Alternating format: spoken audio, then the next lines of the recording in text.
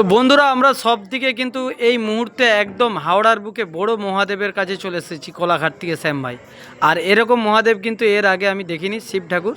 তো দেখতে পাচ্ছেন শিবের যে ত্রিশূল প্রায় 70 থেকে 80 ফুট হবে মনে হয় মহাদেব ঠাকুর, শিব ঠাকুর।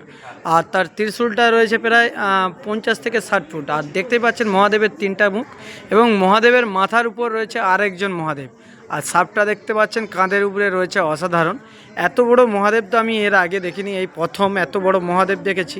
এর আগে দেখেছি আমি পাঁশকুড়াতে মহাদেব শিব ঠাকুর, আর খুবই তো বড় সেটা। তো তার থেকেও কিন্তু এটা সব থেকে আরও বড়। আর যারা শিবভক্ত মানুষ দেখছেন অবশ্যই কিন্তু কমেন্টে হর হর মহাদেব লিখতে ভুলবেন না, মহাদেব অবশ্যই লিখবে।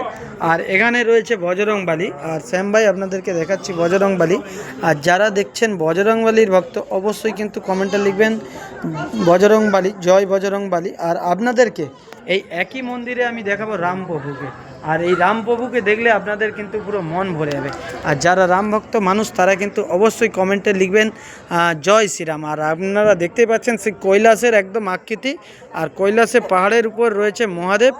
আর দেখতে পাচ্ছেন সরাসরি এখান দিয়ে যতটা দেখানো যায় আপনাদেরকে আমরা দেখানোর চেষ্টা করছি এই ভিডিওর মাধ্যমে।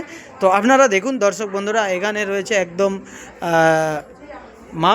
আর এই মায়ের কিন্তু রূপের তুলনা নেই, খুব সুন্দর কিন্তু বড় এরিয়া নিয়েই রয়েছে এই মন্দির। আর আজকে আপনাদেরকে দেখানোর জন্য, আপনাদের সাথে শেয়ার করার জন্য বিভিন্ন দিন বিভিন্ন জায়গায় যাই আমরা। আজকে চলে এসেছি একদম হাওড়া। আর এই হাওড়ার মধ্যে কিন্তু আপনারা দেখতে পাচ্ছেন বহু ভক্তরা এসেছে। আর এসে কিন্তু দেখতে পাচ্ছেন মহাদেবকে এখন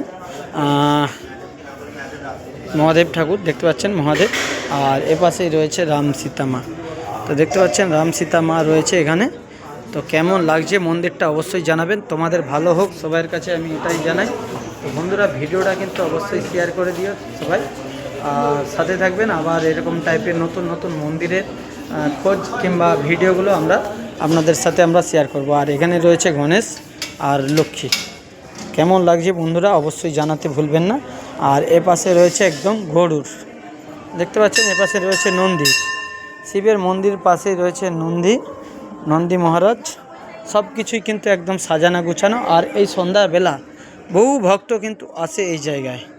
তো ভিডিওটা এই পর্যন্তই, সবাই ভালো থাকবেন, সুস্থ থাকবেন। আবার আপনাদের সাথে কোনো না কোনো ভিডিওতে দেখা হবে। আজকে আমরা চলে এসেছিলাম একদম হাওড়া, আর খুব সুন্দর লাগলো মন্দিরটা, পুরো একদম অসাধারণ। তো নদীর ধারে একদম যে রয়েছে নদী, আর এই নদীর ধারেই কিন্তু রয়েছে মহাদেব। আর 4 সাইডে কিন্তু লাইট মারা রয়েছে, আরও কালার লাগবে বলে রাত্রেবেলা আরও সুন্দর লাগার জন্য। কেমন লাগছে কিন্তু বন্ধুরা অবশ্যই জানিও।